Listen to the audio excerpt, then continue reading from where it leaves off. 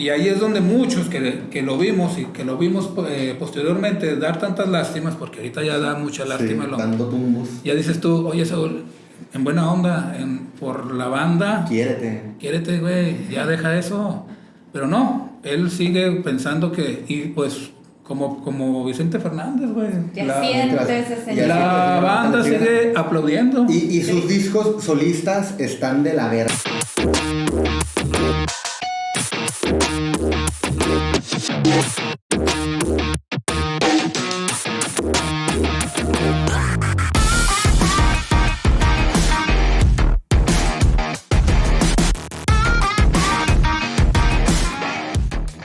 Buenas las tengan, bienvenidos una vez más a María on the Radio. Estamos muy contentos el día de hoy. Déjenme decirles antes de arrancar que quiero agradecerle a todo el equipo de Escobedo 77, el bar de nuestra confianza. Gracias a Gina Terán. Queremos agradecer también al maestro José Manuel Aguilera, que también nos hizo llegar una playera de la barranca. En fin. Sí.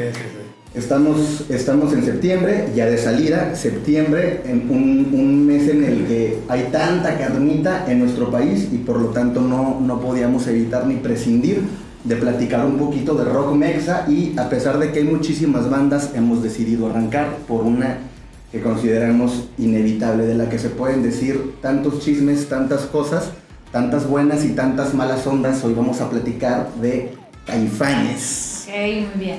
El nombre de los Caifanes justamente que viene de una película filmada en 1967. ¿Por qué no nos platicas un poquito? Bueno, el nombre en realidad de Caifanes como tal es un término bien interesante. Ya en algún momento nos ha platicado un célebre amigo aquí, Abraham Jiménez. Sí, que, no. Un saludo. Que Caifanes, o sea, el término Caifán para muchos viene desde 1930, desde la década de los 30, con la gente que vivía en California, o que la gente que vivía en la frontera, pues, que eran los pachucos. Ya después hay otra explicación bien padre del término pachuco y que no me la sabía, pero un caifán es como un mexicanismo de las palabras cae fine, o sea, cae chido. Cae chido, cae fine. En los barrios, un caifán es una persona que buen pedo. La ha hecho grande, sí, buena onda, pero que tiene habilidades de liderazgo, que hace lo que quiere y siempre sale con la suya. Es un caifán, o sea, el que todo lo puede. Mira, como Saúl Hernández. Sigue cobrando después de 30 años, de lo mismo, le sigue entrando todo el varo, es dueño de no sé cuántos bares allá en la Ribera Maya. Sale con la suya. Sale con la suya, es un caifán. Es un caifán, es buena onda, porque Saúl Hernández sí caifán, Markovich no caifán. No caifán. Ahorita hablamos de ese matrimonio fallido. No. Sí, ese matrimonio fallido, sí. Que que nomás les faltó el divorcio express, ¿no? 3,000 pesitos. De hecho, si me permiten, voy a replantearlo. Vamos a hablar de las relaciones tóxicas del rock mexicano, porque también ahorita vamos a hablar del matrimonio tóxico más adelante de Masters o de Don Arau. Bueno, puros matrimonios tóxicos aquí. Sí. Puros matrimonios, bueno. ¿La película? La película, bueno, como bien dijiste, la película es del 67. Es una joya, yo creo que está véanla. Infravalorada. He escuchado mucha gente que es como, es que el cine mexicano, es que en esa época está aburrido, sobre todo. La verdad es que no. Esta película surge en un contexto en el que pues ya se había acabado la época de oro del cine mexicano, ya estaba lanzando los últimos destellos, todavía nos quedaban por ahí algunas películas nuevas de Luis Buñuel, ya eran lo último, la colita de la época de oro del cine mexicano. Y por lo general, en esta época, en el 67, 65, un poquito más adelante, se hacían puras películas pues de comedia, muy ligeras, muy sosas a lo mejor para mucha gente.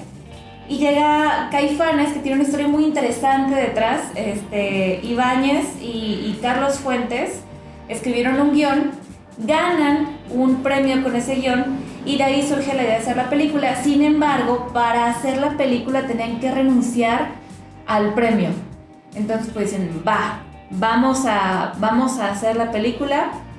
En la película optaron por poner a 4 actores prácticamente desconocidos, que eran recién egresados de la escuela de actuación, y que a partir de Caifanes salen como, se consagran, pues son ya íconos. Por ejemplo, Óscar Chávez, pues a partir de ahí se catapulta su carrera y es un ícono actualmente. De hecho, fallece hace poco de COVID-19. El Caifán Mayor. El Caifán Mayor, lamentablemente el Estilos fallece de COVID-19 hace unos meses. No recuerdo bien la fecha, pero... Hace 2-3 meses. Hace 3 meses falleció Óscar Chávez. Lamentablemente. Habría que darle su espacio también a Óscar Chávez. Habría que darle... Ya después hablaremos de Óscar Chávez. Pero bueno... La película, volviendo, la película es un mosaico de un montón de cultura, mezcla un montón de caló, poesía, prosa, un montón de situaciones muy divertidas, y aparte también es una crítica social, que es algo muy importante que se tiene que apuntar en esta película, porque, bueno, una breve sinopsis para los que no la han visto. Están Jaime y Paloma en una fiesta. Ellos son como de una clase social un poquito pues más alta que el promedio. Están en una fiesta, los invitados se van, dan a entender que es diciembre, porque por ahí sale Carlos Monsiváis de Santa Claus, y se van, deciden caminar y los agarra la lluvia, se meten a un carro que creen que estaba abandonado y resulta que ese carro era del Capitán Gato. Y ya es cuando llegan todos los Caifanes. De hecho, en esta parte es cuando el Capitán Gato les dice a Jaime y a Paloma: oigan, pues los llevamos a donde quieran, No, caminamos y no sé qué, y pedimos un taxi y todo. No los llevamos. Y es cuando dicen: nada más dejen que llegue el otro Caifán y ya nos vamos.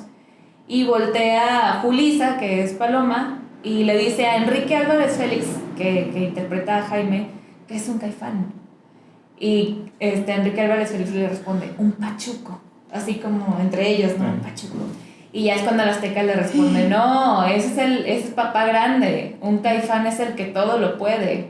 Algo así les dice. Entonces dan una propia definición de lo que es un Caifán en esta película. No quiero andar mucho porque estamos ya como yéndonos de vacaciones, pero los Caifanes sí es un mosaico riquísimo de cultura, de caló, de lenguaje, de costumbres, de simbolismos, incluso de simbolismos. Sale la prostituta en el edificio de correos, que está fabulosísimo. Sale la escena donde se meten en una funeraria y ensayan como si estuvieran muertos. Está muy padre. Pero sí, a lo mejor cuando pensamos en el trasfondo o en la palabra Caifanes, inevitablemente para mucha gente se nos vienen dos cosas a la mente: la banda y la película. Y la película. Y la tienen que ver. Y definitivamente pues la banda, y reconoce la banda que es directamente referencia de la película que estamos platicando. Exacto. Por eso es tan importante apuntarlo y además de paso recomendarla, que sí es buenísima. Sí, la película es buenísima. Y quizá de las primeras, no sé si la primera o cuando menos de las primeras en las que participó Ernesto Gómez Cruz, que también es la primera en la que participó, porque todos eran novatos. Todos los Caifanes es la primera película en la que sale. Gómez Cruz tendrá ahorita sus 70 y quíbole de años, ¿no? Más o menos, pues sí. De hecho, ahí la fuerte de la que hacía... para que la película saliera tenía que ser Julissa una figura en ese momento para que se pudiera producir.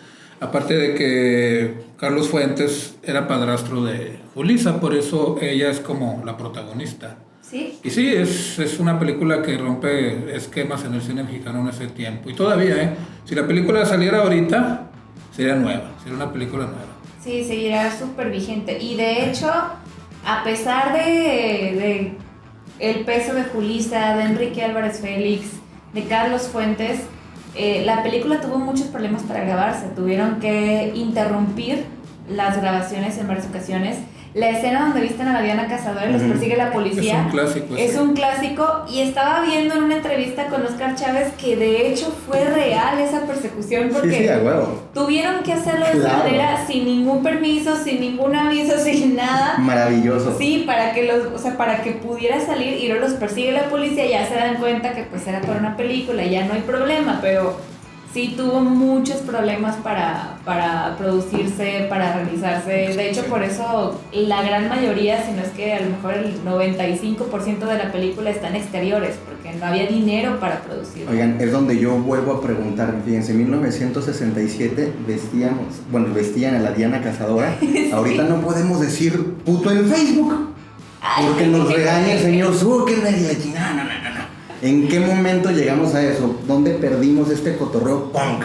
Y se supone que iba a ser al revés. Bueno, hay muchos aristas ahí. Ahí podemos Ahora hablar. te regaña el presidente, Desmet.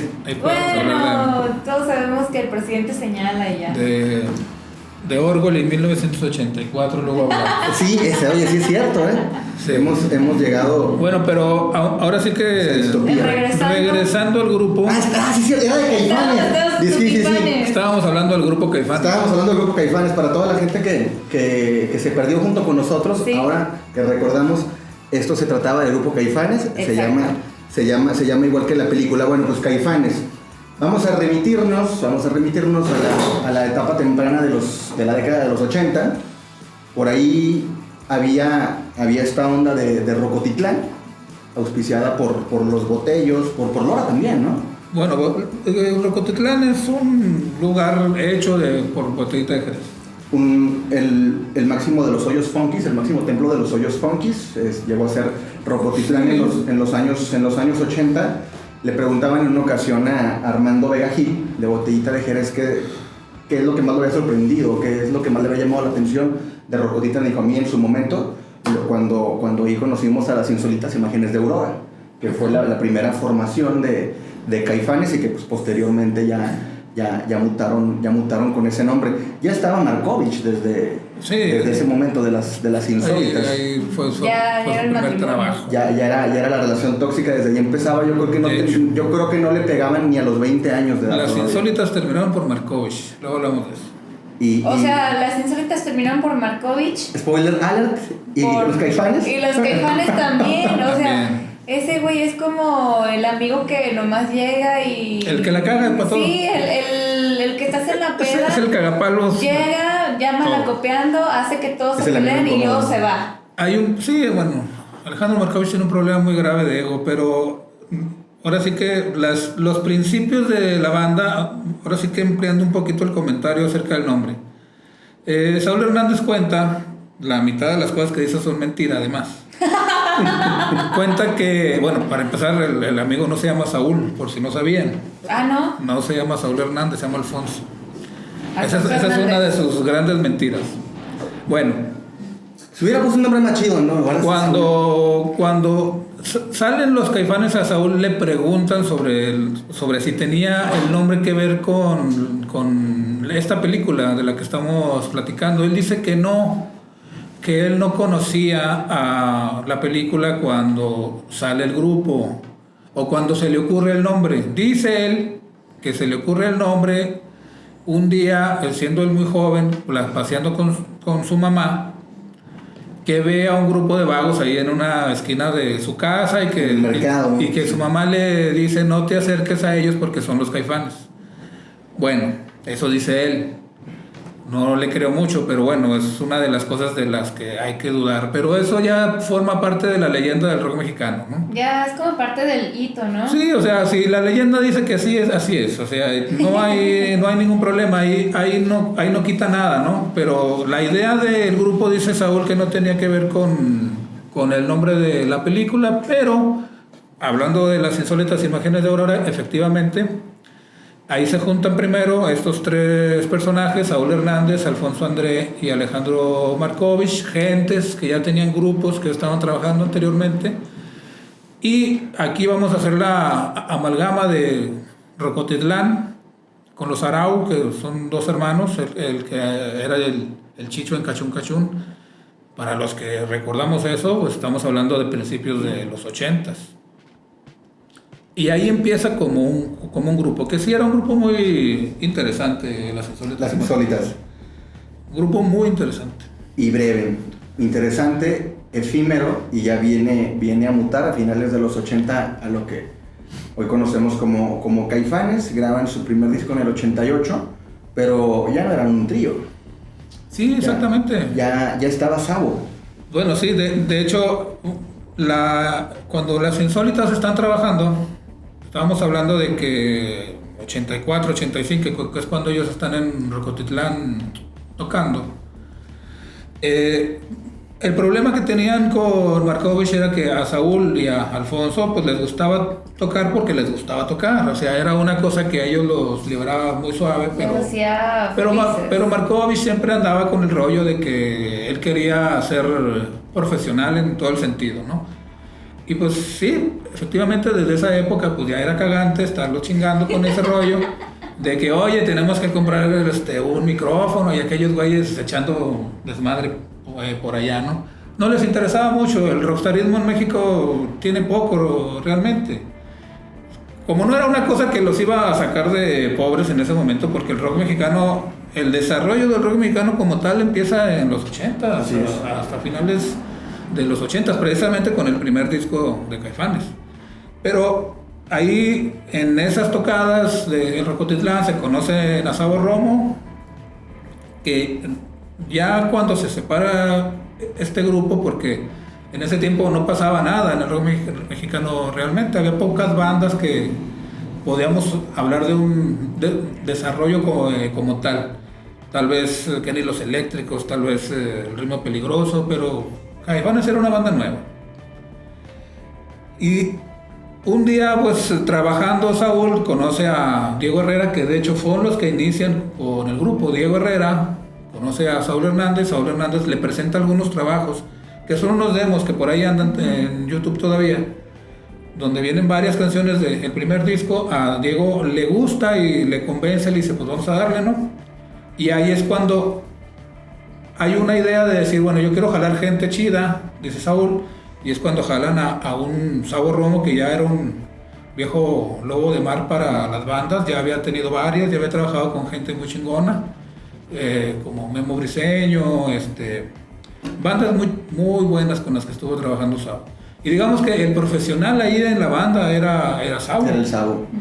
Era el que realmente como ya conocía gente, como ya conocía lugares, como ya conocía muchos procesos de grabación, él fue el que los jaló con la gente indicada. Era una especie de joven veterano, el Sabo. Ya sabía muchas cosas y los jaló para trabajar, digamos, de manera profesional.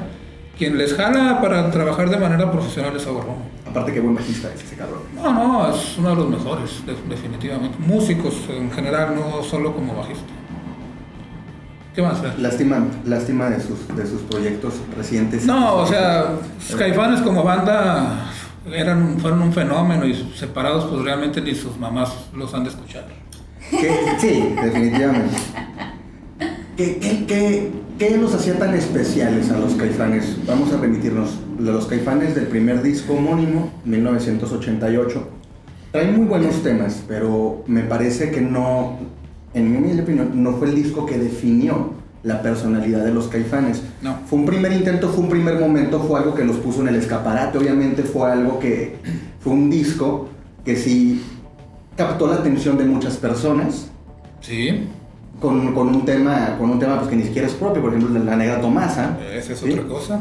El que fue, yo creo que el punto por el que todo el mundo volteó a ver a Caifanes, ¿sí? Es decir, fue una banda de rock que captó la atención con una cumbia, ¿no? También. Vamos a recordar que el primer disco de Caifanes es producido por un argentino, el Cachorro López.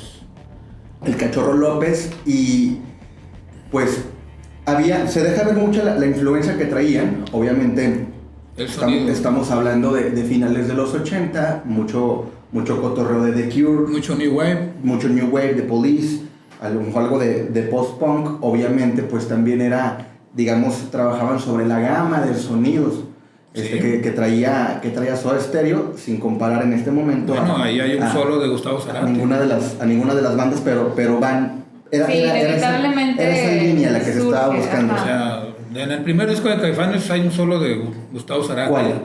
En La Bestia Humana, esa es una canción que, digamos que es un lado B. El solo de guitarra es de Gustavo Cerati.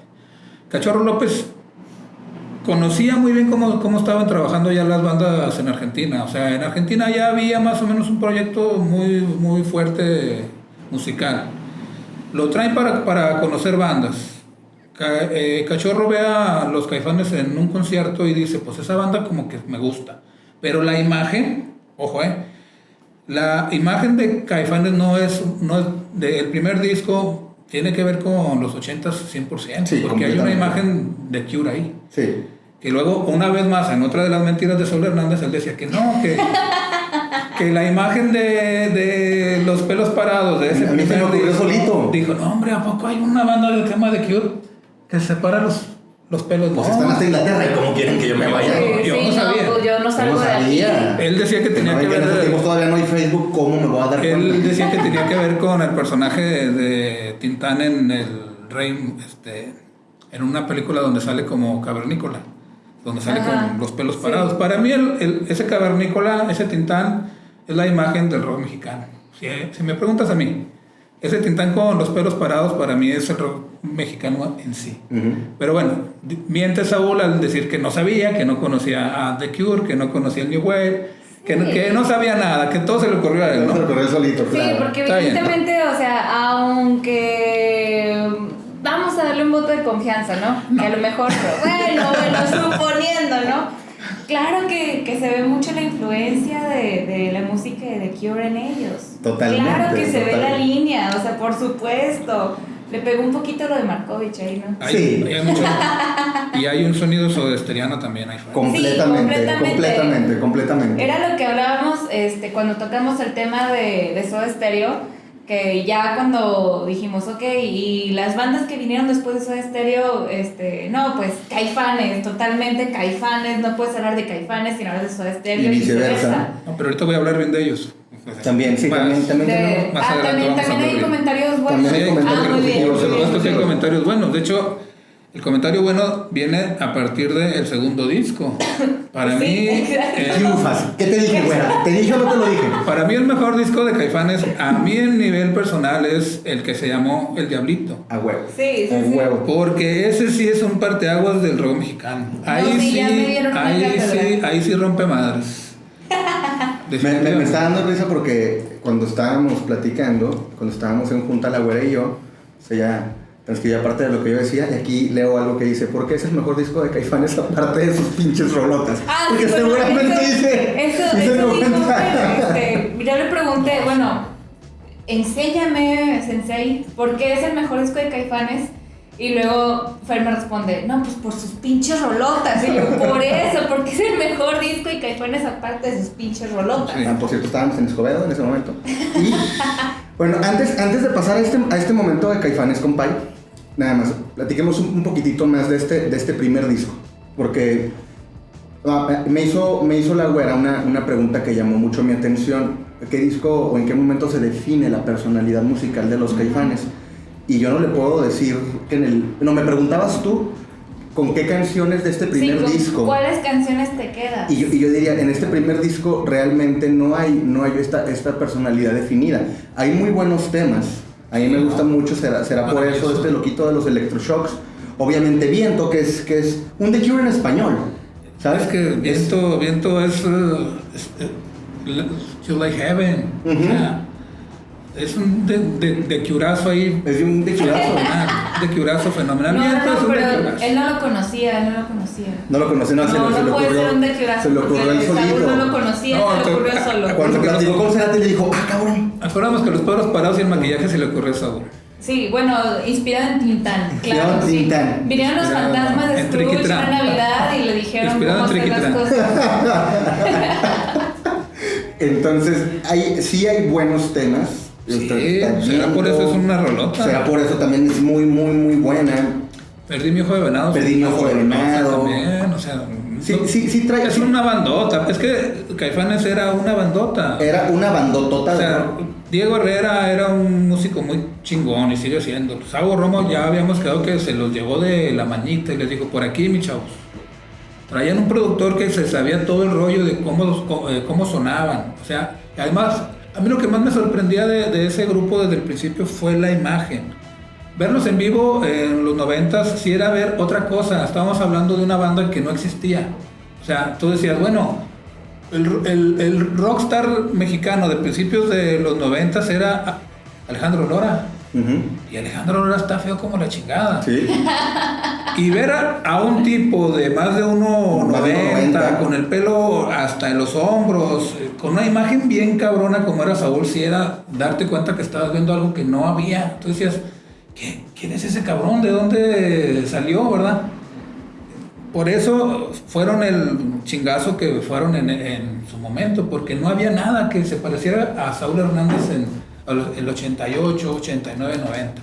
Estaba bonito el cabrón, Alfonso André también, y pues los otros, ¿no? Ahí daban más o menos la pala. Y Saúl tocaba muy chingón. Pero Saúl tocaba el bajo que te cagabas porque no había nadie que dijeras tú, oye, güey, ¿estás oyendo el bajo? Sí, hijo de la chingada. Nadie toca el bajo como ese cabrón en México, ¿no? Y todavía actualmente puede decir eso. Pero sí eran una banda que tenía que estar ahí y fueron el chingazo por todo. Porque estaban en el momento, porque sonaban frescos, porque tenían todo para hacerla y la hicieron. Creo que también gran parte de su subidón de fama y de popularidad fue la cuestión de que sabían cómo llegar al público mexicano. Creo que también, por ejemplo, esto de haber tomado La Negra Tomasa, que era una cumbia, y transformarla a su estilo y todo, era como una identificación directa con la gente, como una identificación con la identidad que ya tiene la gente y como decir, esto es de nosotros, esto es nuestro, ya no tenemos que escuchar a Van Halen, ya no tenemos que escuchar a bandas extranjeras, a The Police, ya no tenemos que escuchar a... Si quieres a los Rolling Stones, a los Beatles, ¿para qué escuchas a The Police si aquí en México a Saúl Hernández se le ocurre lo mismo, cabrón? ¿Para qué? Se le ocurre y no sabe. Se le ocurre y no sabe. Y no lo sabe. Oye, ni cuenta. Imagínate, Sting sorprendido. ¡Cabrón! Despertó un día y todo. ¿Qué? Así fue. Al rato va a decir que despertó también con una cabeza de caballo en la cama y todo. ¿A él se le ocurrió? A él se le ocurrió eso. Eso no tiene que ver con el cine. El momento, compa, decíamos del momento, sí. Habíamos platicado anteriormente qué estaba pasando con el rock hispanoparlante a finales de los 80. Bueno, ya estaba el boom de este mentado y tan cursi rock en tu idioma, sí. En donde había una amalgama en la que te encontrabas a cosas de mucha calidad, pero también te encontrabas, no sé, a Miguel Mateos, cabrón. Entonces, era una mezcolanza de rock muy bien hechecito y luego de un pop cuasi rock, no sé. Había muchas cosas y dentro de todo esto pues surge el primer momento de Caifanes. Y al brincar al segundo disco, al pasar al segundo disco, 1990, y fue el año de Canción Animal, y fue un año 1990-91, en el que estaban pasando, en general en el rock estaban pasando cosas interesantísimas, y estaba arrancando una de las últimas etapas realmente importantes y trascendentales del rock. En Estados Unidos pues estaba todo el cotorreo de Seattle, se estaba haciendo un grunge estupendo, muchas bandas grabaron así discos inolvidables para esos años, hasta Guns N' Roses, ¿no? O sea, prácticamente todo lo que se hacía era de mucha calidad. En ese mismo año salen los dos Use Your Illusion, que de hecho hace unos días tuvieron su aniversario. Entonces, el segundo disco de Caifanes, volumen 2, mejor conocido como El Diablito, este fue un momento fenomenal. Ahí sí, Caifanes de un disco a otro, y ya, ahora vamos a empezar con los comentarios chidos. ¿Qué onda con Caifanes? ¿Por qué? Porque ahorita en 2020 seguimos hablando de Caifanes. Digo, si Saúl Hernández sigue cobrando una feriezota por lo que pasó en 1990, que yo no puedo hablar de grapa, ¿verdad? Vamos a platicar. Sí, bueno, aparte es una idea muy afortunada que él tuvo. La verdad, sí, o sea, digo, Robert Smith debe de estar cagado así. Robert Smith así como que... Puta madre, ¿no? Pero no, bueno. Robert Smith, pues no, mi ciela. No, pues no, mi ciela. Pues no, mi ciela. Ay, sí, Robert Smith. La tía Robert. Sí, la tía Robert, sí. The Cure Hidalgo. The Cure Hidalgo. Sí, estuvo bueno. Bueno, de un disco a otro, siendo una banda con una carrera hasta entonces breve o todavía muy jóvenes, lo que pasa en el segundo disco es fenomenal. ¿Por qué? De entrada, yo le veo este primer elemento. Sí suena a música hecha en México. Número uno.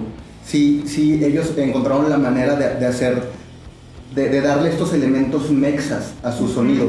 Y no en el sentido, y no lo digo de forma peyorativa para nada, no en el sentido en que lo hacía, por ejemplo, Botellita. Que Botellita decía, pucha, rock and roll y guaca rock y vamos a cotorrear y echar desmadre. Los Caifanes seguramente echaban desmadre, claro, pero su música no era, digamos así, cotorra, ¿no? Ándale, era algo más serio, más solemne, profundo, ¿no? más solemne, Ajá. Exacto. Entonces, clavados.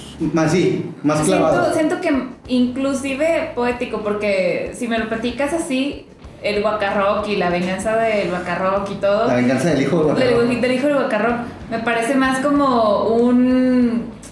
Güey, estamos en una peda, vamos a tocar y lo que nos salió, lo grabamos, está chido, lo grabamos. Ajá. Y nos divertimos y más o menos siento que por ahí va el cotorreo, ajá, ¿no? Y estos compas no, o sea, estos compas, a pesar de que se echaron todo su relajo y todo en los 80, ahorita ya traían como una visión, y como ya les había funcionado, ya traían como una visión más de vamos a sacar algo que realmente esté bueno para seguir teniendo fans y para seguir llegándole a la gente. Exactamente, y era pues obviamente también, yo considero que fue el boom de lo que se puede conocer como rock alternativo, que es una gama pues muy amplia, pero me parece que sí era una combinación de mucho rock alternativo con muchos elementos de música mexicana. Aparte la composición, la lírica generalmente era buena. En ocasiones podían llegar a ser pretenciosos, en ocasiones podían llegar a ser un poquito hasta remilgados, no sé, pero sí tenía mucho contenido. Y qué pinches bien tocado está el Diablito.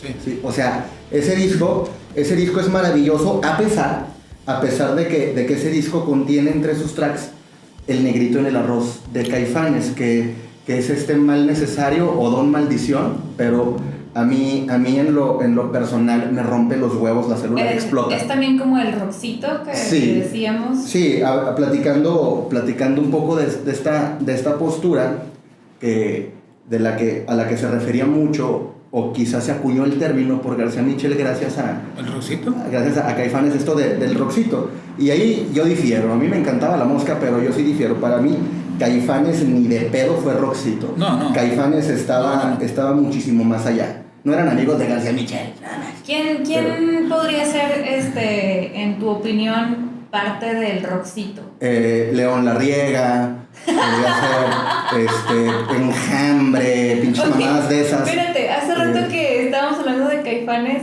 de la película. Ajá. En esa película, Sergio Jiménez trae un look muy como de León Larregui, ¿no? Sí es cierto. Bueno, yo pensaba que era de Madaleno, pero...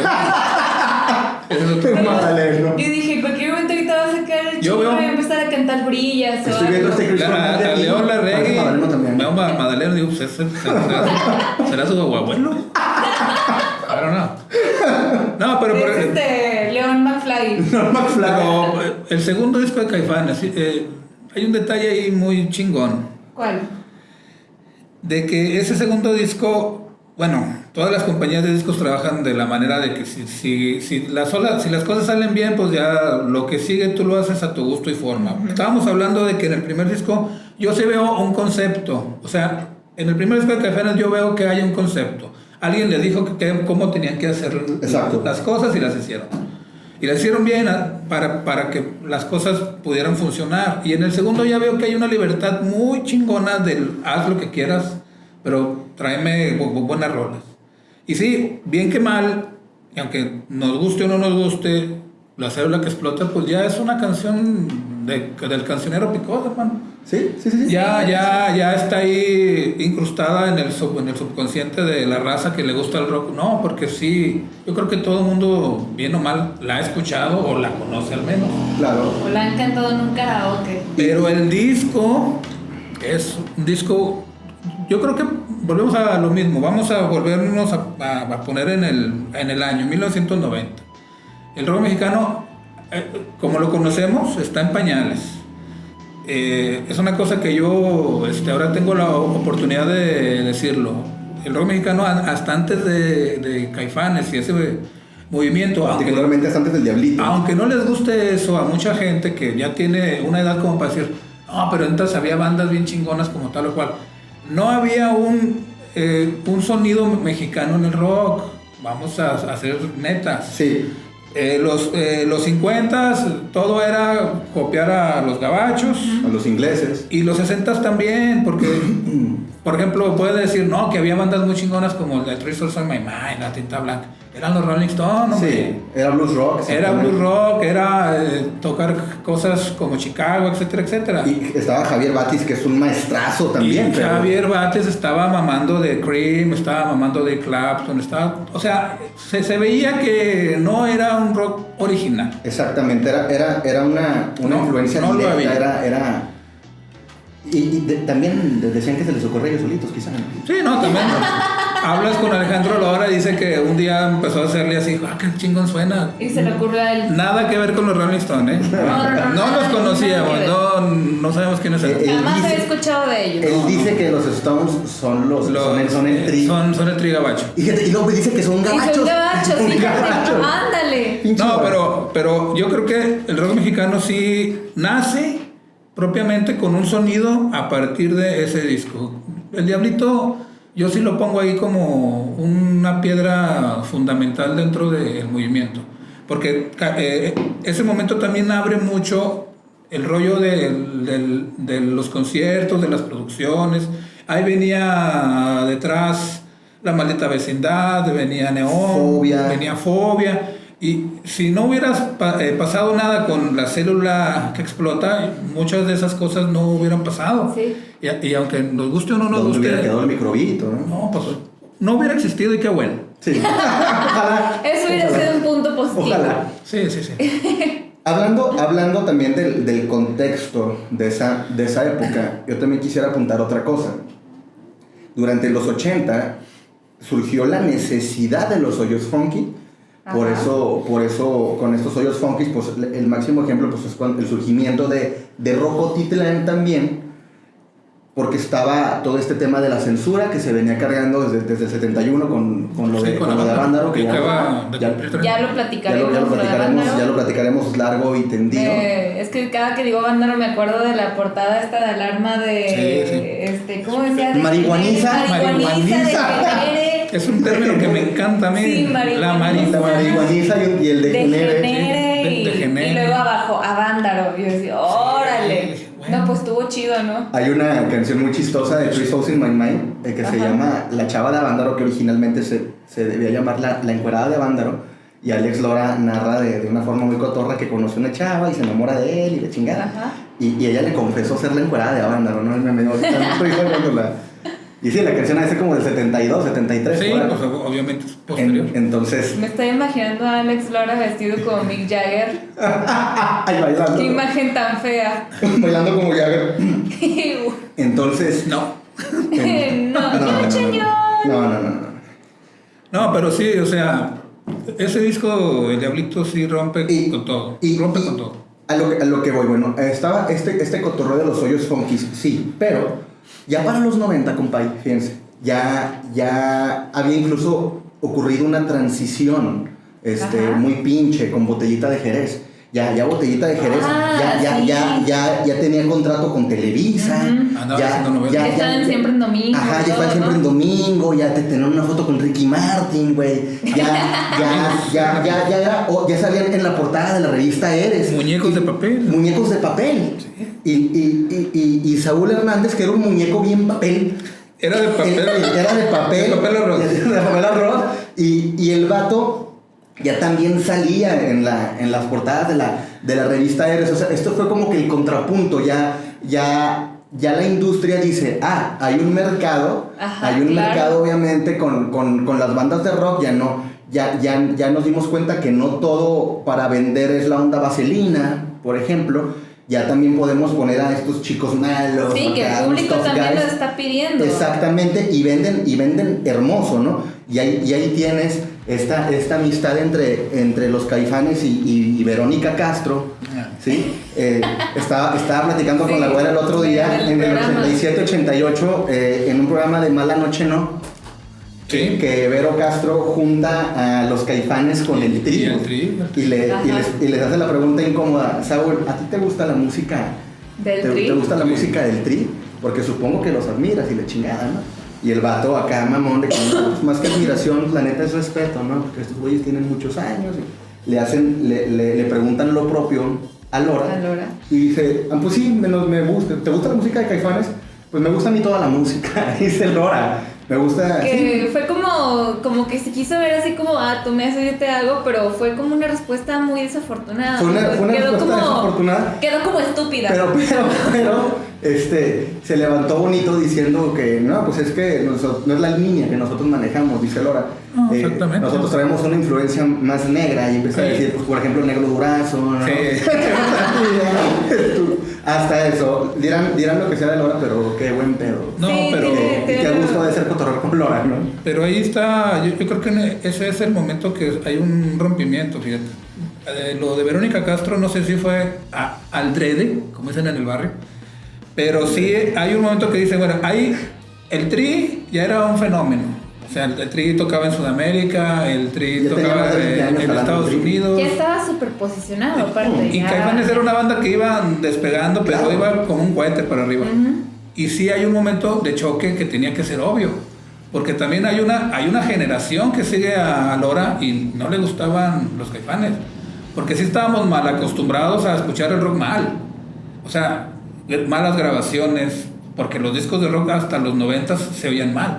Un sonido muy bajo, muy amalgamado, o sea, no, ni siquiera para grabar rock estábamos bien. Sí, le faltaba un chingo de producción. Sí, y vienen volvemos a lo mismo, estos nuevos productos que traen un desarrollo más internacional, ya de decir, ahora sí vamos a dar chingadazo para Centroamérica, Sudamérica y en todos lados. Y Caifanes ahí estaba como la punta de lanza, porque bien o mal ellos eran los que más vendían, los que mejor estaban producidos, los que tenían un discazo como El Diablito, que era el que vuelvo a lo mismo, se trae a todas las otras bandas que fueron el rock de los 90, estaba Fobia, estaba La Maldita, sobre todo La Maldita, que era una banda que ya se juntaban mucho, trabajaban mucho juntos. El momento también del primer Café Tacuba, cuando Café Tacuba tenía onda, y tenía una onda muy chida en el tiempo del reggae, por ejemplo, ¿no? Sí, o sea, eso fue un poquito más... el reggae era del 92. Posterior. Por ahí, ¿no? Poco más, 94.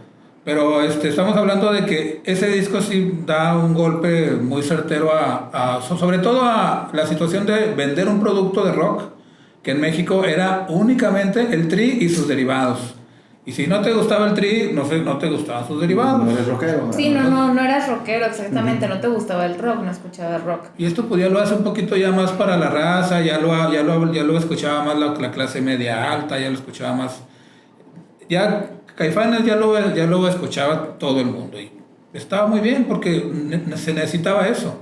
Se necesitaba que alguien abriera esas puertas para que se metieran todos los que ya estaban ahí y que no fueran el Tri. Y algo bien bonito que ocurrió con el fenómeno de Caifanes es que me parece, y te lo decía a ti el otro día, güera, estuvieron a la altura de las circunstancias. Sí, por supuesto. Porque en 1990 fue una chingonada musical y culturalmente hablando.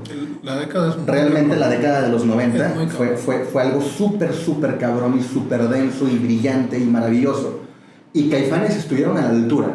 Es más, yo me atrevo a decir por muchísima gente con la que yo he convivido, yo no era adolescente en aquel tiempo, yo escuchaba Cricri, me hacía pipí, pero...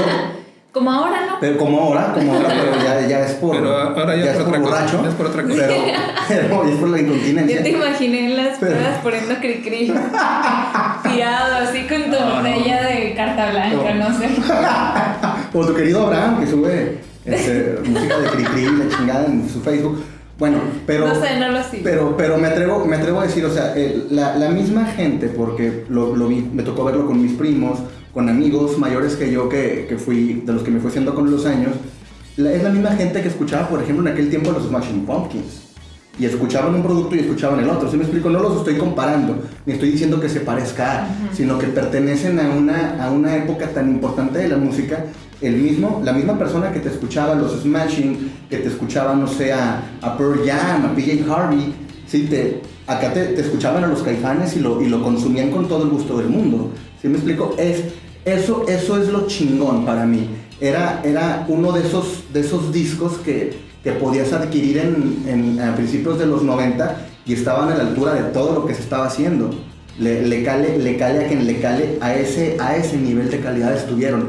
Temas del track, todos, incluyendo La Célula. Pues ya quedamos que La Célula es un mal necesario. Ajá. Ahí La Célula abre puertas, pero hay un fenómeno de ese disco que lo hace, o sea, sí se escuchaba, sí la gente estaba muy pendiente de ese, pero yo creo que no era un disco para iniciados, ¿eh? El Diablito sí tenías que tener problemas para escucharlo y entenderle. Exactamente. Porque, o sea, El Negro Cósmico es una canción muy cabrón, o sea, y las referencias a las drogas son constantes. Así es. Y si no sabes cómo está el rollo, no le vas a entender. Ajá. Entonces, sí tenías que tener ahí un caminito ya... Recorrido para decir, no, chingas. Este güey estaba hablando de cómo me siento, ¿no?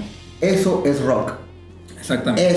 Eso es el rockero. Y además Saúl Hernández ahí en ese tiempo era el rockstar por excelencia, porque también fuera del escenario era un desmadre. Hardcoreero.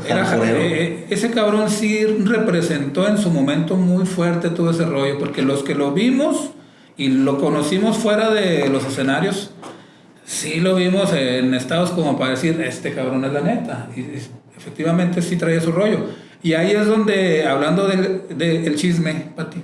A ver, Danielito. Ahí entra Alejandro Markovich a la banda. A ver, el matrimonio fallido de Saúl y Alejandro Markovich. Alejandro Markovich entra a Caifanes cuando el disco del Diablito ya estaba hecho. O sea, ya estaban produciéndolo. En una tocada, Saúl Hernández se reencuentra con Alejandro. Saúl le dice a Alejandro que él batalla mucho para tocar y cantar, que es una cosa difícil, sinceramente. Uh-huh. Por eso estábamos hablando de que Cerati para mí es como un monstruo de otro mundo, porque él tocaba la guitarra y cantaba al mismo tiempo y lo hacía de manera chingosísima. Sí. O sea, no fallaba, cabrón. Pero bueno, Saúl no tiene esas virtudes y le decía, oye, güey, yo no puedo hacer las dos cosas, échame la mano. Bien que mal, se pusieron de acuerdo, entra a Alejandro y cuando el trabajo ya está hecho, hay una postproducción donde entran esas guitarras de Markovich y empiezan esas giras. Podemos estar o no de acuerdo con el personaje, pero sí, él definitivamente le dio la puntilla a lo que necesitaba el grupo, que era un sonido propio. Exactamente. Hablando de la personalidad por la que tú preguntabas tanto, sí, la personalidad... Exacto. Será un mamón, la chingada, pero será sencillito, no será demasiado carismático, ¿viste? Pero el vato fue el que... Tú escuchas una X rola y dices, estos son los Caifanes. Y esa es la guitarra de Alejandro. Pero tener un sello como tal, ya era posible para la gente identificar nada más y con un pesto de la canción. Ah, Caifanes y la guitarra de Markovich, ¿no? Sí. Entonces, eso fue lo importante y fue lo que los empujó a lo más efímero que pudieron haber sido, porque fue una banda con una discografía muy cortita, cuatro álbumes de estudio nada más y el Unplugged. Pero muy intensos. Muy intensos, les bastaron esos 4 discos que realmente así mamalones 3.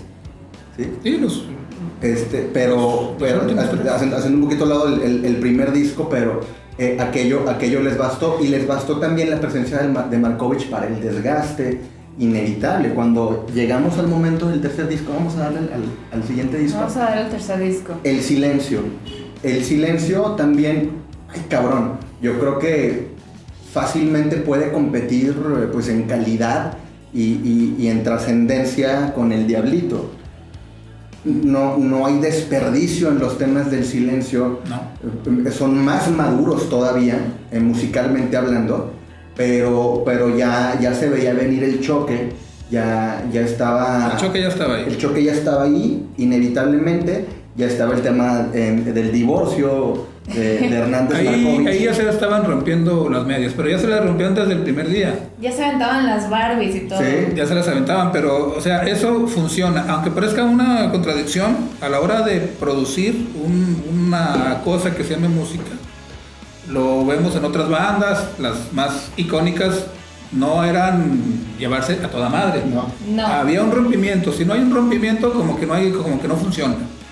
Y en el silencio, yo creo que en su momento, volviendo a la evolución de un grupo, es el mejor disco que se pudo haber hecho en el rock mexicano en su momento. Sí. En el 93, cuando sales entre 92 y 93, El Silencio también fue una cosa de que tú no habías escuchado nada parecido.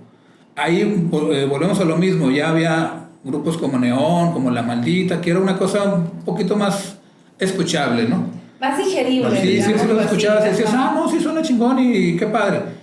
Pero viene El Silencio con las rolas que traen y ahí sí tú dices, ese es un nivel internacional. Exactamente, exacto. Eso ya es para tocar donde sea, en el nivel que sea. Y aparte de que la portada a mí me encanta, yo creo que es la portada que más me gusta del rock mexicano, sinceramente. Es una portada chingosísima. Sí, está hermosa la portada del Silencio. Y todo está chingón. Y los temas, y yo lo platicaba con la güera el otro día, ya incluso manejaban con una mayor fluidez el tema de la inclusión de ritmos latinos. Ya era un poquito más orgánico, ¿no? Más todo orgánico, mejor trabajado. Pues ya ves que este tema con el que cierran, ¿cuál es? Mariquita, ¿verdad? Sí. Entonces, o sea, todo el disco de inicio a fin es una maravilla y además no trae ningún tema que sea un negrito en el arroz como La Célula. ¿Qué me explico? Bueno, aquí a lo mejor en El Silencio, a mí, ¿qué será? El más comercial, No Dejes Que, quizá. A mí no me gusta. Y No Dejes Que, creo que es la más comercial. Fue el primer sencillo de ese disco fue Nubes. Nubes, que también y Nubes es maravillosa. Y a mí la canción no me gusta nada porque es como un reggae. A mí me encanta Nubes. Un reggae muy raro, es un reggae raro. Suena mal, quién sabe. Pero dentro del fenómeno de lo que fue el disco, como que sí es una cosa como que no suena como el disco.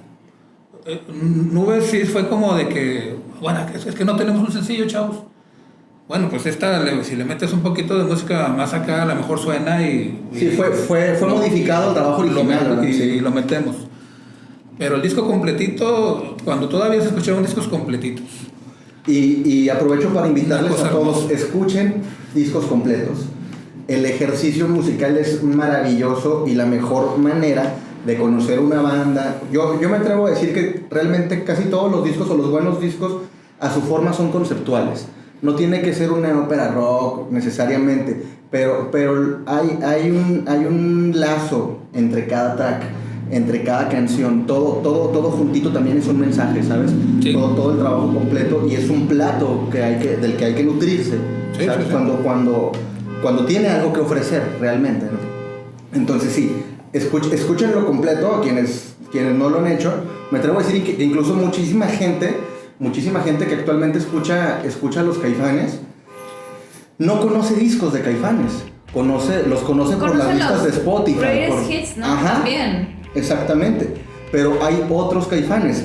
Ahorita retomando el tema de La Célula, yo me acuerdo de niño, hubo una etapa en la que me encantaba la canción, la escuchaba, estaba yo chavito, pero cuando tengo la oportunidad de escuchar lo que realmente son los Caifanes, eso es lo que provoca que haga yo a un lado La Célula, ¿no? Para mí los Caifanes son otra cosa, son el negro cósmico, son Sombras en Tiempos Perdidos, güey, que es un tema sasasasazo. Entonces, tienen temas que van a otro nivel, que tienen otra altura, otra presencia musical, otra estructura. Y una cosa que no se escuchaba en México. Y una cosa que no se lo mismo. Una cosa que no se escuchaba en México. Incluso, no había nada parecido. Incluso previo al trabajo de La Barranca.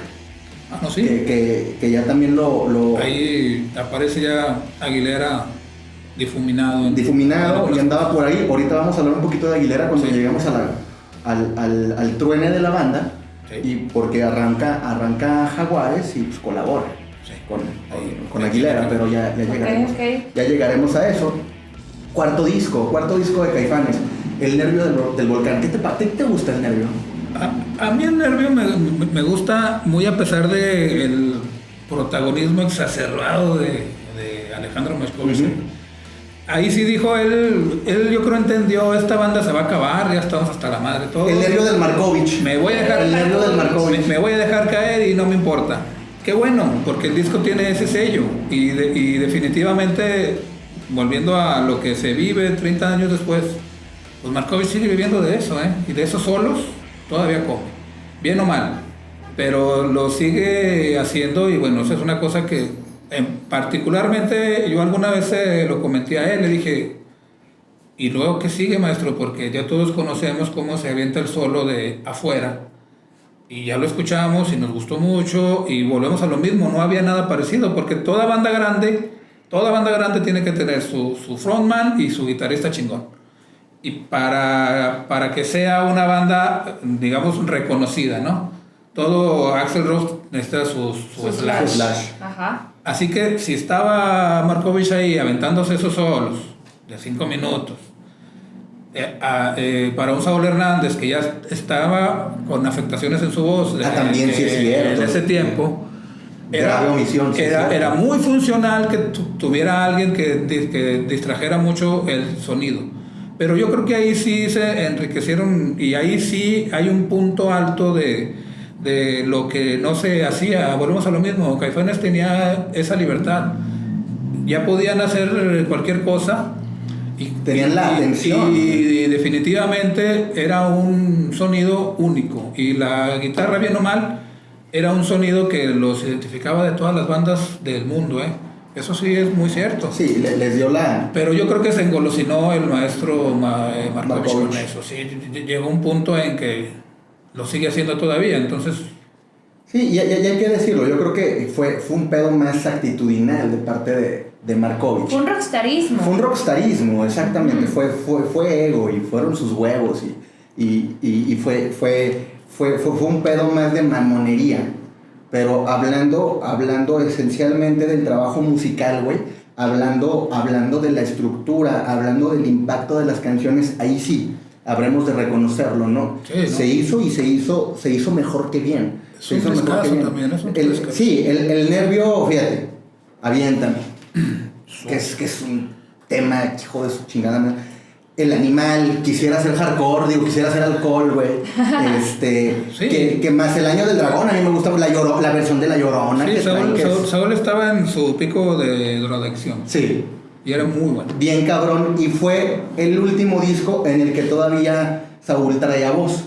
Sí, todavía traía algo de voz. Y había mucho coraje, había mucha confrontación entre estos güeyes fuerte y eso se veía en vivo, y a pesar de que, por ejemplo, siempre, así como dices de que hay un frontman, por lo tanto hay un ego muy grande, hay un guitarrista muy bueno en toda banda de rock, por lo tanto otro ego muy grande, y siempre hay un neutral, siempre hay alguien que cámara.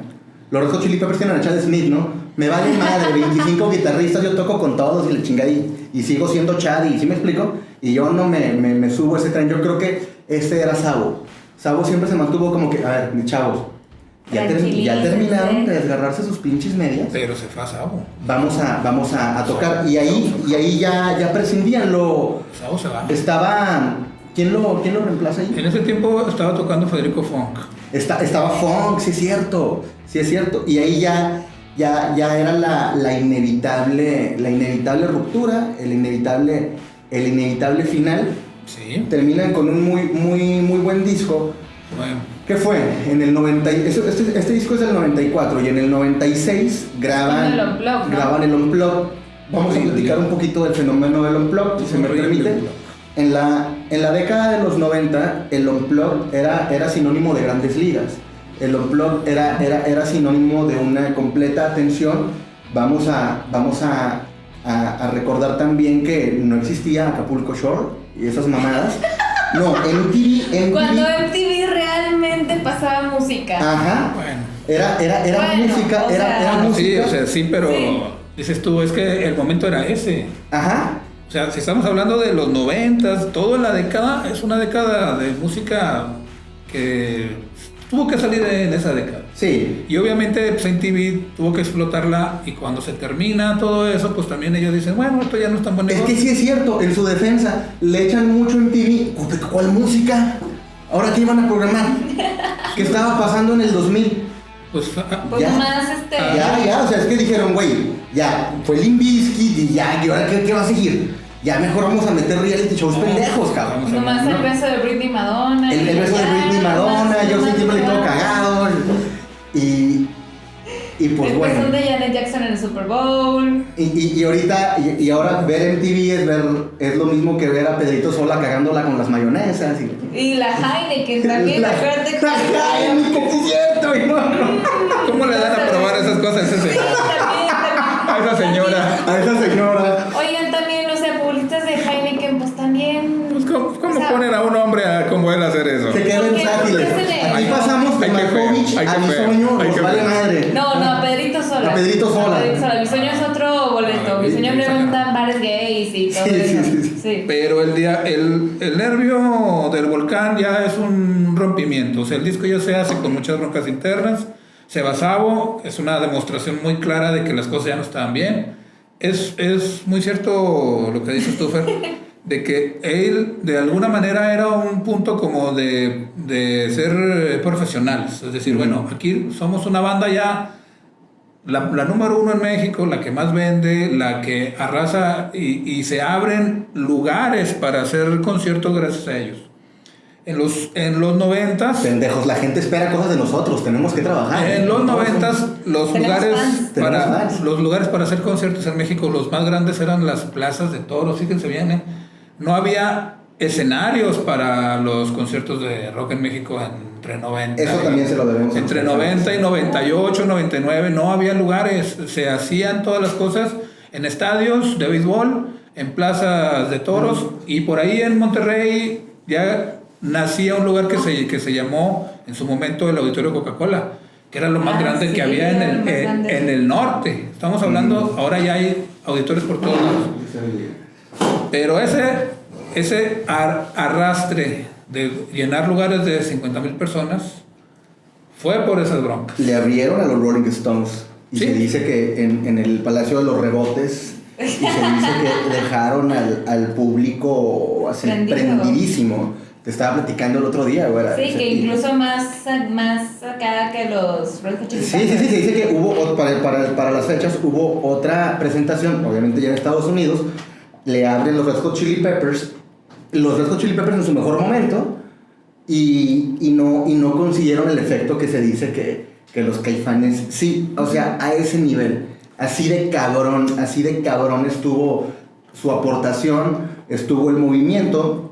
Estaban condenados desde luego a ser efímeros, estaban condenados a que esto fuera breve, entonces chingan a su madre los Caifanes. Bueno, fue breve en su carrera, pero fue breve en su carrera, pero sigue aquí está nuestra conversación, aquí está en nuestras computadoras, ¿no? Oye, ¿no sería mejor que lo hubiera abierto Alex Lora? Porque ya ves que era hubo eso. Sí, también. El Mick Jagger mexicano. Sí, también sí. Ya hubo eso. Sí. Ahorita platicamos un tanto más de eso. Sí. Terminan y un amigo que estaba conmigo en la universidad decía que a los Caifanes los creó Dios y a los Jaguares los creó el diablo, ¿no? Los cagó el diablo. Los cagó. Yo diría que los cagó el diablo, sí. El primer Jaguares... Espérate, no terminamos con Caifanes. Bueno, el Unplugged, estamos en el Unplugged. Estamos con el Unplugged. Sí, cierto. El Unplugged. El Unplugged grabado en el 96 decíamos, también los Unplugged de los 90 eran también. Sí, era un estatus y una posición que difícilmente de hecho, los más grandes hacer. Grababan los Unplugged. Sí. Ya luego cualquier hijo de la chingada grababa. Sí, ya luego cualquier persona, bueno, creo que Julieta Venegas. Y el Zoé tiene un Unplugged. Sí, bueno, es otra cosa, pero salió tan mal el pinche Unplugged que nunca lo sacaron. Así de claro, así de fácil. Pero lo volaron después, ¿no? No, bueno, una especie de bootleg. Por ahí anda, pero si no es por el rescate del internet, el Unplugged no existiría físicamente, porque nunca salió. Y todavía es fecha que esa es una de las cosas que yo les reclamo todo el tiempo a ellos, a los Caifanes, de que a diferencia de Soda Stereo, sacaban todo, o sea, grababan un concierto y un disco que salía. Había playeras oficiales y muchas cosas. Saúl Hernández nunca quiso repartir el pastel. Entonces, eso significaba que después de la bronca con Markovich, cuando él sale, que firma junto con Alfonso André el nombre de Caifanes, Saúl Hernández dice, bueno, se va a terminar este grupo y lo que pase de aquí en adelante con ese grupo no va a haber dinero para nadie. O sea, por eso no tenemos el Unplugged, por eso no tenemos ningún disco de éxitos decente, por eso no tenemos es más, ni el concierto del reencuentro que sacó Televisa, por cierto, mal grabado, por cierto. Lo hemos visto porque eso significa dar dinero a gente que Saúl Hernández no le quiere dar. Siendo más claros, Alejandro Markovich. Sí. Por eso no hemos tenido nada digno de Caifanes. Tan como Chespirito y Kiko, esos dos güeyes, ¿verdad? Ándale, algo así. Pues básicamente, sí. Y sí se parecen bastante, porque sí hubo ahí un asunto de nalgas. Pero entonces, termina Caifanes en una mala tarde en San Luis Potosí.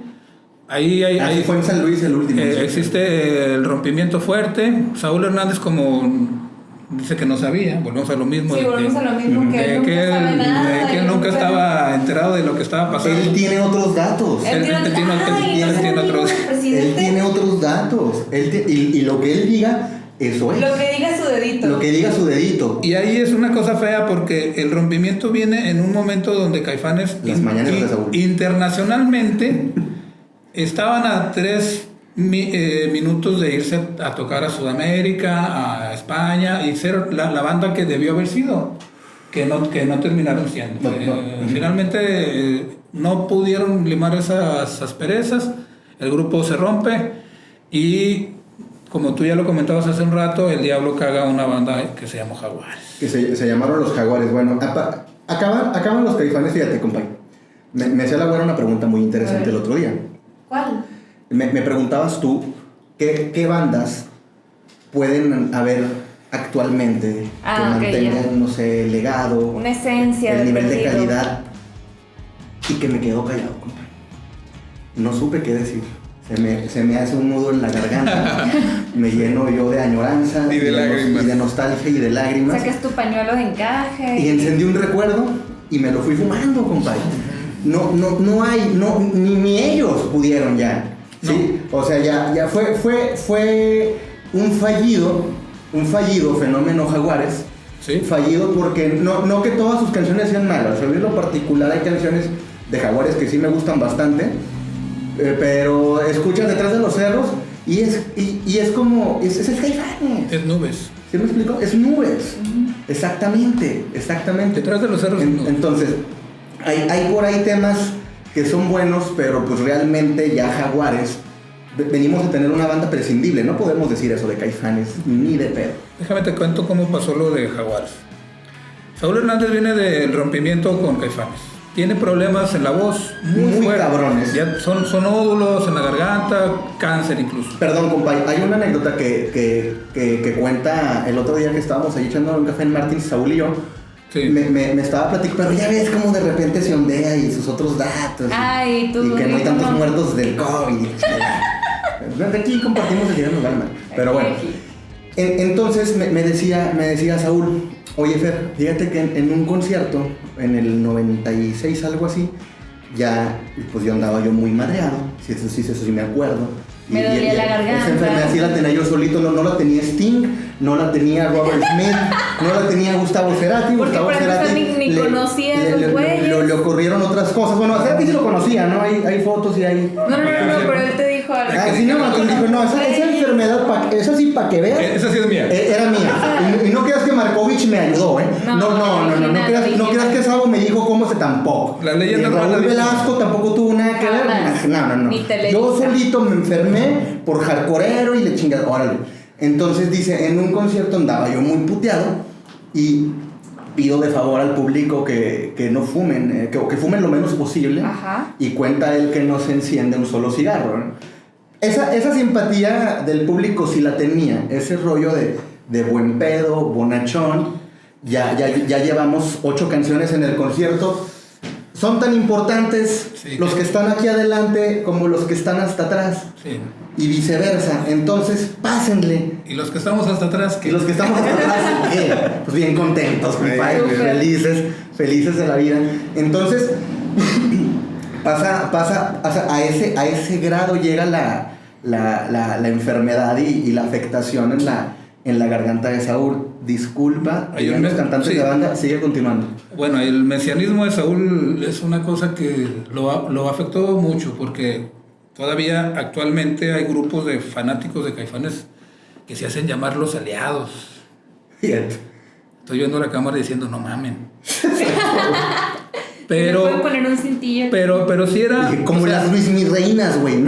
Pero ese fenómeno tuvo que existir, o sea, sí tenía que ser de esa manera, porque definitivamente estamos hablando de una banda que parte madres, que tiene discos excelentes, que tiene todo, ¿no? Así es. Entonces, el mesianismo se tenía que dar, porque además el mentado rollo de que Saúl era como un chamán y todo. Ajá, cierto, güey. Pues ya se lo dan los fans, ¿no? Pero bueno, los fans, pues la mayoría en ese tiempo me incluyo yo porque yo los vi. Estaban chavos. Sí, pues estaban chavos y no había más, o sea, teníamos el Chavo del 8 y a los Caifanes. Agarre la onda, ¿no? O sea, MTV apenas ahí andaba. Entonces, viene el rompimiento y viene una banda posterior, pero lo que iba yo a comentar era de que Saúl tiene en mal aferrarse a seguir tocando. Sí. A pesar de que tenía muchos problemas en la garganta, o sea, dijo, no, pues ahora yo soy aquí el cabrón y las decisiones las voy a tomar yo, ya no tengo este vato aquí que me está chingando la vida todo el tiempo y ya voy a jalar banda para tocar. En ese tiempo empezaba una banda muy fuerte en el rock mexicano llamada La Barranca, de gente que ya había trabajado con los Caifanes, el señor José Manuel Aguilera.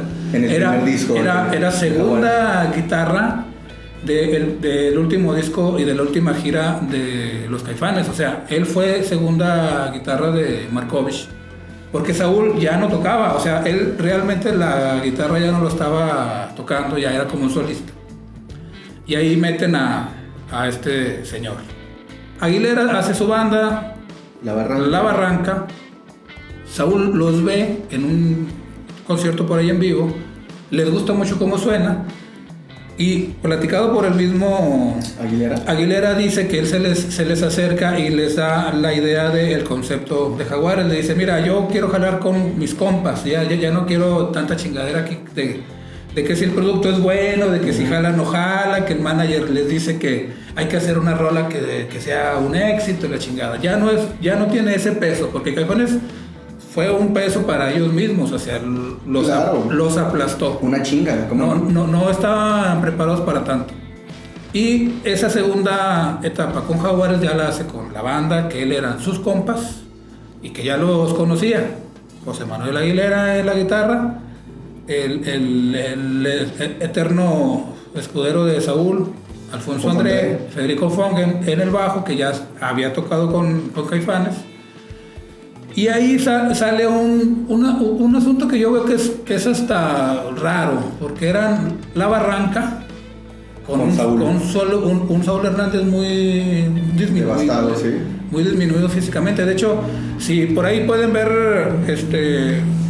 el video de Detrás de los Cerros, de Dime Jaguara, y Saúl se ve muy jodido, se ve muy madreado, pero es el aferramiento de él de seguir.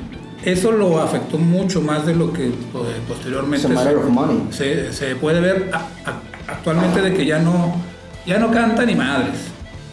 Pero sobre el cadáver de los Caifanes hablaremos más rato. Exactamente. Y qué feo ver a mí me tocó verlo en 2011 a Caifanes, pues vinieron y pues yo ya no me hacía pipí, o sea, sí, pero ya eras más consciente. Pero ya era más consciente, o sea, pues es que me quedé trabado, torcido, no me puedo mover, pero estoy disfrutando y estoy escuchando la música, y ni modo de que me dé pena enfrente de Saúl, ¿verdad? No. Si dejar vamos a platicar. Entonces, yo orinado, pero dije, bueno, cuando menos yo me mien, porque me mien, pero... Amame mien. Amame mien. Amame mien. Pero escuchar lo que se le va la voz, compa. Sí, hay una bronca. O sea, y sí sentí culero, dije, güey, no mames. No sé si es porque está a punto de darme un infarto por la sobredosis. O porque me mié. Pero es que sí se siente feo, güey. Sí. Se siente muy culero ver disminuido, ¿no? Ver un pelado de 1.95 chiquito. Saúl Hernández nunca entendió que el legado tuvo que haberse terminado cuando se acabó. O sea, y a lo mejor la gira del reencuentro fue una chingonería. Los vimos ya más profesionales, menos desmadrosos, más señores en su rollo. Ya en los camerinos ya no había botellas de Jack Daniels, sino agua y pastillitas para que pudieran salir al escenario. Muy lindos ellos, por eso yo amo tanto a Keith Richards, ¿no? Sí. Porque Keith Richards sí dice, a él le sigue valiendo madres todo eso. Y güeyes de 50 años ya no pueden ni caminar, ¿no? Ese güey sí es un rockstar. Este rollo del reencuentro estaba bien, lo disfrutamos mucho, pero ya se pasaron, o sea, ya llevan años desgastándose innecesariamente. Ya no es necesario, ya no tiene nada que demostrar. Ya no tiene nada que demostrar, me supongo que el varo lo tienen. Y no lo entienden. Y sí, o sea, también ya es un desgaste y es de que, venidos a menos en el sentido de que en todos los pinches Corona, el ajonjolí de todos los moles, en todos los pinches Coronas, en todos los Vives, güey. Y luego ya va Saúl y se cambia de playera, es que ya no estoy con Caifanes, ahora es Jaguares, ¿no? Y también allá en el pinche Leo de Lozán también, de que los Concord, de que el Fobi, de chingada. Entonces, ya, qué hueva, ¿no? No. Entonces ahorita ya no pasó eso, ya hablando de un sentido crítico, sí fue maravilloso Caifanes, fueron 4 discos imperdibles, pero ya como banda ya no dio para más. El primer reencuentro fue muy chingón, pero yo siempre lo he comentado, volvemos a Soda Stereo.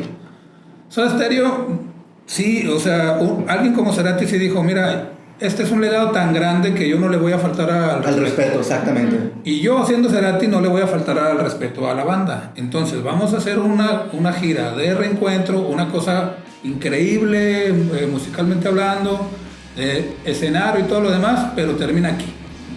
Y vamos a pintar una rayita y ahí terminamos. Saúl, como los borrachos, no tiene raya y se sigue, ¿no? Y ahí es donde muchos que lo vimos y que lo vimos posteriormente dar tantas lástimas, porque ahorita ya da mucha lástima. Sí, dando tumbos. Ya dices tú, oye Saúl, en buena onda, por la banda. Quiérete, güey, ya deja eso. Pero no, él sigue pensando que, y pues como Vicente Fernández, güey. La banda sigue aplaudiendo. Y sus discos solistas están de la verga. No, Saúl Hernández desde que dejó las drogas dejó de escribir chido. Sí, ya. Lo que el caballero quiso decir es que no están buenos los discos. ¿Para qué dejan las drogas? ¿Para qué? Ridículos. ¿Para qué? O sea, es que ya no podía hablar. Ya no podía hablar, de todo el mundo puedes hablar, güey. Cuando menos te quedas contento, güey. Y escribes algo. Pero bueno, gente. Sí, no, y las drogas en los 90 eran buenas. Sí, eran mejores. Por eso, la música. La música ya no. ¿Cuál música? No, ya no. ¿Por qué habríamos de escuchar a Caifanes? ¿Por qué los amas tú? ¿Por qué te cagan a ti? Cuéntenme, platíquenme. Primero Pablo. Bueno, yo porque, repitiendo lo que ya comenté, Caifanes es un parteaguas, es una banda que nos mostró a la gente que escuchábamos rock en esa época que podía haber una banda mexicana con un sonido propio, internacional, con una imagen muy chingona, con una banda muy chingona, completita, ¿no? Todos, cada uno de ellos individualmente eran unos chingones. No había manera de decir que el bajista era malo o que el baterista era malo. Todos eran unos chingones. Entonces, si se junta todo eso con un rollo de esto no lo habíamos escuchado nunca, hace una cosa como Caifanes. Tristemente, 30 años después, pues podemos decir que ya nos da mucha pena, que las cosas ya no deberían de ser como son, de que el señor Saúl te cobra por ver un karaoke. Sí. Y es un karaoke muy caro además, porque en su momento, se los comento compañeros y amigos, cuando se reencuentra Caifanes, cobraban más en un concierto que Radiohead. No manches, no. Sí. Eran boletos más caros. Y Radiohead era una banda internacional que... Es Radiohead. Si el boleto de Radiohead te costaba... Ellos sí son perfectos. $1,000, estos cabrones te cobraban 1,800 por irlos a ver. No. Y dices tú, güey, no tengo los cines tan cabrón. O sea, sí te vamos a dar lana, pero no mames. Y ahí fue donde los que lo escuchamos en los 90 dijimos, no, yo ya no te sigo, güey, porque... Para empezar, ya no hay nada, o sea... Para empezar ya tengo 3 hijos, ¿no? No, ¿y qué me vas a enseñar? Ya están sobrevalorando su trabajo, ¿no? Exactamente. Porque hace lo mismo, de lo mismo. Y ese tipo de grupos, tristemente... de victorias pasadas. Se desgastan gacho. A diferencia de los Rolling Stones, fíjate. No, pero los Rolling Stones siguen. Pero los Rolling Stones dan conciertazos de 3 horas. The Cure da conciertazos de 3 horas al máximo nivel. De 70 y tantos años, Sí. los Stones. Y no es un karaoke. No. Y Caifanes es un karaoke carísimo. Sí. Por eso. Eso es lo que los tiene acabados y eso es lo triste. Uno se pregunta, ¿por qué le haces esto a tu legado? ¿Por qué le haces esto a aquel movimiento tan maravilloso? ¿Por qué no parar? ¿Por qué no inviertes en otras cosas y tanto chingado amor le tienes al dinero, cabrón? Porque creo que también es una cuestión como muy de ego. Digo, ya está probadísimo en todo el recorrido histórico que hicimos aquí de Caifanes. Está probadísimo que pues tienen un ego muy grande, muy, muy grande. A veces decimos de ciertas bandas, artistas en general, ya sea músicos, actores, lo que sea, que su ego es más grande que su talento. Sí. Siento que ya llegaron a ese punto. O sea, ya llegaron a ese punto en el que su ego es mucho más grande que lo que dan. Pero para el trabajo eso es bueno. O sea, tener el ego significa demostrar que son chingones. Y lo demuestran. Pero si ya lo demostraste, Alejandro Markovich, si ya lo demostraste, ¿por qué sigues insistiendo en que tú eres bien chingón? Es que ya viste que soy un chingón. Porque es un Sí, güey, tienes 30 años diciéndomelo, güey, y ya lo entendimos. Sí, porque es un ego que sigue y sigue sigo y siendo seguirá. Oh, ya Entonces, no. respondiendo a tu pregunta, ¿por qué no me gustan?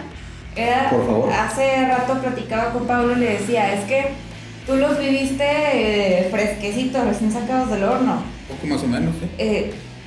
Cuando yo empiezo como a descubrir la escena musical y todo el rock y no necesariamente nada más el rock, o sea, toda la escena musical y empiezo a ver qué me gusta, qué no me gusta, ya estaban muy gastados. O sea, ya era demasiado. Era típico llegar a la prepa y ver al güey que se las da de interesante con su guitarrita tocando una rola de Caifanes, tocando el requinto de Blackbird.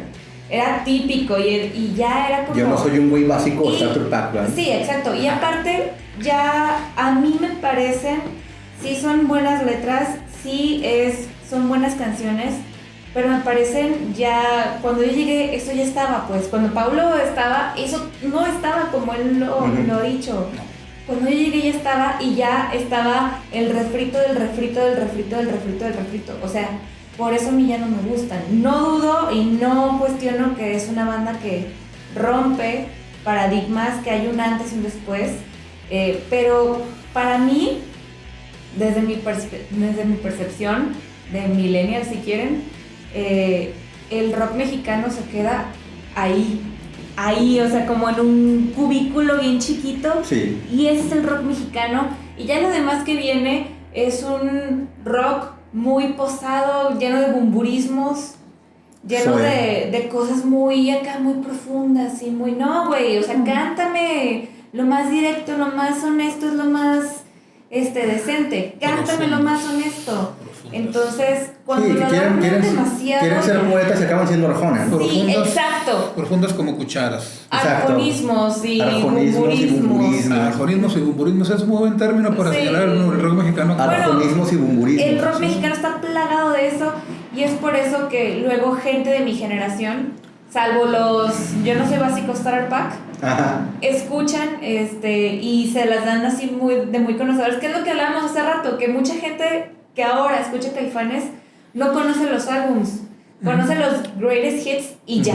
Pero quería comentarte que Caifanes, al menos en lo que yo veo, por ejemplo, en mis amigos, no en mi caso, pero los que tienen ahora hijos, que tuvieron en su momento Caifanes, pues los que gustan de Caifanes actualmente, que tienen alrededor de 20 o 25 años, lo conocen y les gusta por los papás. Ah, sí, bueno, eso es diferente. O sea porque el papá escuchaba esa canción, porque el papá, o sea, es como el gusto de grupos como los Beatles. Ándale, es diferente. Ahí el papá lo ponía, el hijo lo escuchaba y decía, pues está chido, oye, pásame de esa, ¿no? Pero sí son gustos adquiridos, ¿eh? Exacto. Caifanes es un gusto adquirido para las bandas que ahorita son chavos, pues. Y sí, o sea, ya hay más cosas, hay más música, hay más gustos. Los 90s no, los 90s o era el heavy metal que se escuchaba entre los 80s y principios de los 90s. El inicio y principio del grunge, que ahí rompen las dos cosas.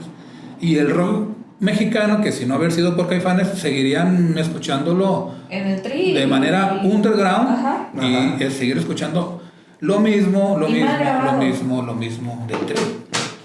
Y por eso, pues, Caifanes fue eso.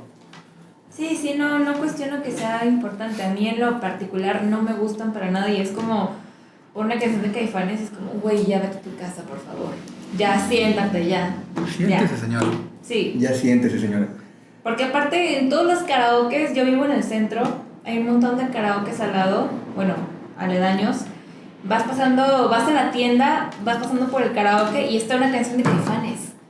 Y luego al fin siguiente la repiten y quién sabe cuántas veces repite en la noche. Es como, güey, ya. O sea, es como el meme de Love. Güey, ya. De ya. O sea, ya. Sí. Ya déjalo, ya está muerto, ya.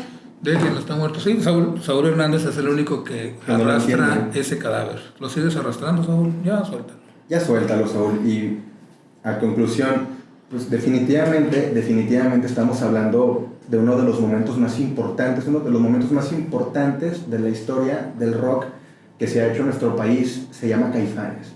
Ese es el nombre del fenómeno. Fueron 4 álbums maravillosos, imperdibles, sobre todo del segundo al cuarto, pero traían el sonido, traían una aportación importante. Estoy totalmente de acuerdo, no se hacía un sonido así previo a Caifanes, a pesar de que sí hubo muchas bandas y muchos pueden decir que los Dux y le chingan, pero Caifanes fue otra cosa. Caifanes fue un parteaguas. Lo convirtieron ellos solitos, Saúl lo convirtió en un fenómeno de algo venido a menos, lo convirtió en algo que ya pues da penita ajena. Sí, ya. Pero hablando del momento, de la aportación musical, del rock que hizo Caifanes, fue rock con mayúsculas, y fue un rock hecho con huevos, y fue hecho con mucho corazón, y tocado de una manera maravillosa. Yo les invito a todos a que se chuten la discografía de los Caifanes para que saquen sus propias conclusiones. ¿Sí? A quienes no lo han hecho, y se van a encontrar grandes sorpresas. De mi experiencia personal les comparto. Yo primero escuché a Caifanes en algún momento de mi infancia, y me atrevo a decir, gracias a que ya había escuchado Caifanes, cuando empiezan mis primos a decirme, Fer, escúchate este disco, es de Santa Sabina, te va a gustar, escúchalo. Y yo así morrillo de 11 años, de que, vale, déjame ver qué pedo. Y Santa Sabina, güey, ¿sí me explico? Yo creo que no lo hubiera asimilado así, estando tan chavito, de 11 años, 12 si no años, hubieras tenido si no hubiera tenido si no hubieran pasado por mis oídos música de Caifanes, ¿no? Y que obviamente, pues yo me proveía de música de los 90, que era esa década, y por ahí te digo, escuchaba otras muchas más cosas, entre eso mucho grunge, y darte cuenta que Caifanes es parte de toda esta gama, no que sea grunge, nada que ver, pero de toda esta gama, de toda esta etapa, de todo este contexto, y verlos y escucharlos a la altura es algo maravilloso, y los convierte en un must listen. Sí. Puede gustarte, puede no gustarte, pero ahí está el fenómeno, ahí está la relevancia. Aquellos eran los Caifanes. Esos fueron los Caifanes. Sí, y nada más así para terminar, yo diría que lo que yo veo actualmente de los Caifanes es el fenómeno de la novia de la secundaria. Sí, la nostalgia. Que tú la quisiste mucho, que para ti era la más buena de todas, que no había una mujer igual a esa, la ves 30 años después con 3 hijos, con sobrepeso, y dices, no sé cómo me enamoré de ella, sinceramente. Así Rayos, eso lo dice todo. Exactamente. Con este ejemplo maravilloso, nos despedimos por lo pronto. Esto ha sido una vez más María on the Radio. Síganos en todas nuestras pinches redes que tenemos. Por aquí les van a aparecer los enlaces para que nos sigan, nos critiquen. Háblanos, Saúl. Y háblanos, Saúl. Te podemos ayudar, Saúl. Podemos ayudar. A Markovich no. De hecho, este proyecto se le ocurrió a Saúl. Este proyecto se le ocurrió a Saúl. Ese proyecto es solito. No quiero que venga a chingar Steam ni nada, ni Zeta Bocio. Que Zeta Bocio de repente voy a hacer un circo, sí, otra vez. Pero no, ya. Esto, Saúl, por favor, acércate con nosotros. Hay ayuda, hay solución. No estás solo. No estás solo. La respuesta está en tu corazón. Y también lo estaría en el de Markovich si lo tuviese. Un corazón. No, es un robot. A él le hace falta un corazón. Markovich es un robot. Markovich es un robot. En fin, muchísimas gracias a todos. Esto ha sido María on the Radio. Nos despedimos. Nadia Muela, Paulo Gaitán, Fer Macías. Thank you very much. Besos.